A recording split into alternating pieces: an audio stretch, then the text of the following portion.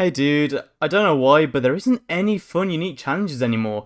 Everyone's done everything. Yeah, I know. Like, if only there was one more challenge that we could, do. I mean, how about the parried PhD only one? I don't think anyone's done it.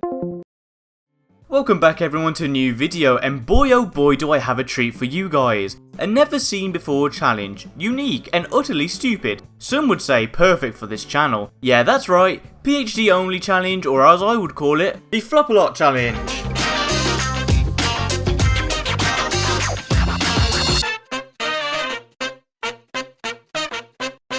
And before we start, we need to go over the rules. So, rule 1, you can only kill and gain points using PhD. No guns, no traps. Rule 2, you aren't allowed to use the bank. Rule 3, you are allowed to use Leroy with the booze to open a barricade and the candy for the box. And you also can shoot him to send him to jail if he's a naughty boy. Rule 4, you are allowed to use permaperks from the current game only. So forget about getting permajug from losing 3 games intentionally. Rule 5, you are allowed to use the time bomb and paralyzer to move around as long as you don't damage any zombie. And this is where we will be splitting the challenge into 2 categories that are called Leroy and Leroyless. So for the Leroy category, you are allowed to use Leroy to kill the witches, and only the witches, using the candy. If Leroy accidentally kills a zombie, that's fine, but try not to. And then Leroyless, you are not allowed to use Leroy to kill anything. And now you're probably thinking, which one will I pick? And for today's video, we'll be doing the Leroyless, as I think it's a bit more fun and limiting, but we'll get to that soon. So let's begin. So here we are starting off, and the first thing I'm going to do is drop down and grab Quick Revive. And normally I would get the chalk and place it, giving me an extra 1000 points, but I forgot all about it, as my mind was focusing on going and getting the PhD permaperk as quick as possible. And for all of you who don't know how the PhD permaperk works, basically, to obtain it, you must take at least 30 damage from a fall 6 times. So my strat is usually to go to these stairs and dolphin dive off 6 times to get the permaperk. And once obtained, the only way you can lose it is by taking at least 50 damage from a fall once. And you would think that is quite easy to do, but honestly, it's a lot harder than you think. Just take a look at these attempts of me trying to intentionally lose it.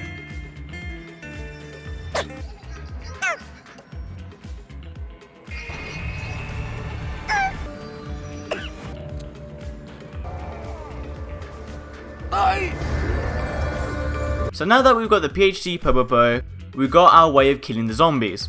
Now all we need to do is go and grab our perks, with Jug being the first one that I want to go and grab. So off I go, opening up Leroy and getting lucky with the booze spawning in his cell, which I use to open up Jug, but before I go and grab it, I go and quickly turn on power, get a few extra points, and then finally on round 3 I get Jug. And with that, my next perk I want to grab is none. Yeah, we got all the perks we need. You see, this is the limiting part of the Leroyless category. If we want to get stamina up, which is the only other perk I would really want to go and grab, I would have to go through the witch's mansion, which is not that hard, so you can still go and get stamina up, but sadly if you ever do that, then you'd be soft blocked, as the explosion damage from PhD Flopper doesn't actually deal damage to the witches, hence the 2 categories that we have created. Because using Leroy, you can kill the witches using the candy, making it possible to not only get stamina up, but also every single perk. But for the Leroyless category, the mansion is strictly off limits. But starkly, there are more perks, and yes, they are, but out of all of them, the only one I could use is Vulture. Mule Kick and Speed Color are useless, and Double Tap is located in the mansion, and is also useless. I can't shoot any guns. And I honestly don't think Vulture would be too helpful either, because Vulture has 3 abilities. Being able to see most interactables through walls with icons, increase glow of certain things, and the main one, it has a chance to drop ammo, points, and finally the gas that if you stand in, the zombies would ignore you. So I decided it wasn't really worth it, and I stuck with Quick Revive and Jug. So now all that I am missing for me to be perfectly set up is a fast moving weapon, like the chicken or ballistic knife, and optionally the paralyzer to be able to fly around, and finally the most important thing for this challenge. The one thing you must get, and can't even think of getting too far without. The one. The only. The claymores. Because fun fact, holding the claymores in your hand while you flop gives you increased damage. How much though? I don't really know the exact damage increase, but I do think it's around double. So let's get to getting those things, starting with me using the candy to give Leroy for him to lock the box in place, so that it doesn't move and that way preventing fire cells to spawn, increasing the chances of nukes and instas, which help out a lot. And some of you might be thinking to yourselves, how would instas help out a lot? And that's because even though PhD Flopper does incredible damage, it still falls off. But with instas we can flop at high rounds without using the claymores, which help out tremendously. So after locking the box, I get some more points and head straight for the claymores, with that only missing a better weapon and optionally the paralyzer.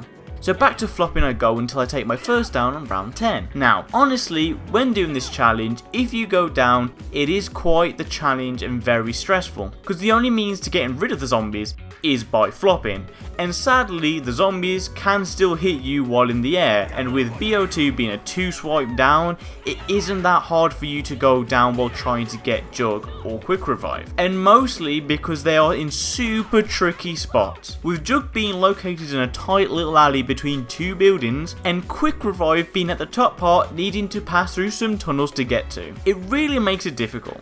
But I push on and make a dash to Jug, which is risky, but I thought we were only on round 10. And the zombies take a while to spawn in, give me enough time to go in, get it, and get out. And this is when I found out there was only 3 zombies left, making it really easy to go up and quickly make my way through the tunnels and get Quick Revive. Where I then make my way back down by dolphin diving and then making my way back to my trading spot.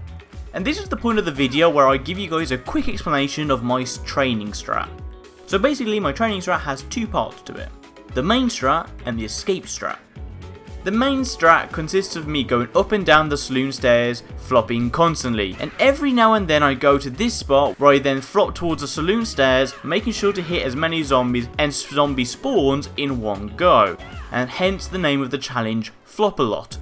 And then the escape strat, it's a bit slow but it works incredibly and is super safe. If you ever get overrun or a bit panicked, all you have to do is sprint towards the box, making your way up the stairs, making the zombies spawn in this area and making them leave the saloon area, and then once on the roof, jump across trying to kill as many as you can, and then making your way back to the saloon where you can then continue the main strat. And that's all there is to this strategy. It's very easy to do and there's not much thinking you have to put in. But do be careful, like I said, they can hit you while you are in the air. Moving on round 16 I get the paralyzer, and honestly I barely used it. It's mainly used for the Leroy category to get the booze or just to fly over the barricades to go to the witches. And on the same round I get the ballistic knife, and with that I'm all set up. And that is when on round 19 I start to realise that PhD was reaching its limit. Still one-shotting but creating crawlers and headless zombies more frequently. So I would say if any of you try to this challenge, I highly recommend that by round 20 you are using the claymores constantly when flopping, unless you have an instigal active. In that case, use whatever you want. Where I then make it all the way to round 24, where I decide to go and buy the B23R, trading the paralyzer for it because I wasn't really using it, just to be able to shoot Leroy so that he goes to his jail cell to stop being a pain in the ass when it comes to training, because it seems like he really does enjoy getting in my way. But I guess the karma gods weren't really happy with me shooting Leroy, because I then take another down and do the same strat of running to Joe. This time it being a lot more risky because the zombies spawn in more frequently and faster, but I got lucky to get in and get out before any zombie could trap me in there, where I then waited until I had a lot less zombies to go and grab Quick Revive. But it didn't last long, because sadly on round 31 I took my final Quick Revive down, and I still managed somehow to get my Jug back. But at this point the Claymore flops was starting to lose its damage, and that's when I make the biggest mistake ever of this run. Rushing the flop on the saloon stairs, not giving me enough space and time to flop properly, getting body blocked by the zombies and getting killed super quick. Ending this challenge on round 32. Now I do think there's a lot of room to improve on this, maybe even around 50 could be in reach, but maybe I'm just dreaming, because seeing the damage fall off around 30 is a bit worrisome. But even though I died on round 32, I think this has been one of the funniest, wackiest challenges I've attempted in a long while. But alas, that is all for today's video. And with that, I hope you guys have enjoyed the Flop a Lot challenge, and give it a try yourselves. And as usual, if you guys have enjoyed the video, don't forget to like, comment and subscribe. And if you guys want to see the Leroy category, let me know in the comments. Bye!